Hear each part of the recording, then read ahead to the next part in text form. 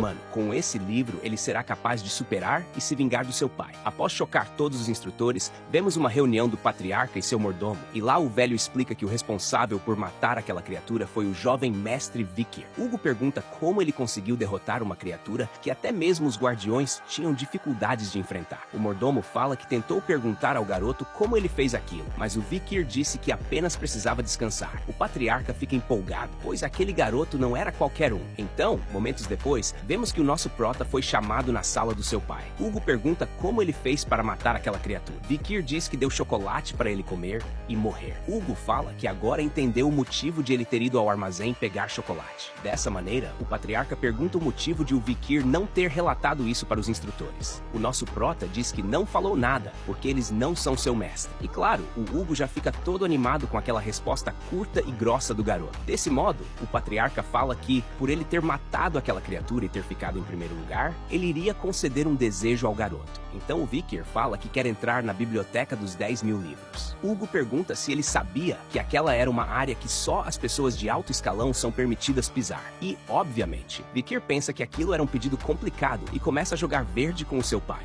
E claro, ele acaba caindo e liberando o acesso total do garoto na biblioteca. Hugo manda seu filho ler a sexta presa da esgrima Baskerville. Nosso prota fica chocado, pois não esperava que ele fosse liberar esse livro para uma criança que não era da linhagem principal. Vikir diz que atualmente o Hugo está na 7ª presa e na sua vida passada ele tinha conseguido chegar na 9ª presa da esgrima Baskerville. Por fim, nosso prota agradece e fala que foi um erro ele ter liberado o acesso total da biblioteca para ele. Dessa maneira, vemos o nosso prota finalmente entrando na biblioteca. E lá ele fala que nunca sonhou que seu pai iria liberar o livro com os conhecimentos da esgrima da sexta presa. Então ele começa a ler aquele livro e diz que não ligava para a sexta presa, pois tinha um objetivo maior. Então vemos ele indo na direção dos guardas e falando que já tinha acabado por aqui. O rapaz diz que ele podia ler mais livros antes de ir embora. Vikir fala que vai só dar mais uma lida nas escrituras no andar de cima e vai vazar. Assim o nosso prota começa a procurar aquele livro secreto até que finalmente ele consegue encontrar. E claro, Vikir começa a ficar empolgado, pois ali continha o conhecimento sobre a esgrima conhecida como a presa atrativa, escrita por um antigo membro do seu clã. E nela ele poderia chegar à 10ª presa e consequentemente se vingar do seu pai. E galera, já aguardem os próximos capítulos, pois esse garoto vai se tornar um monstro.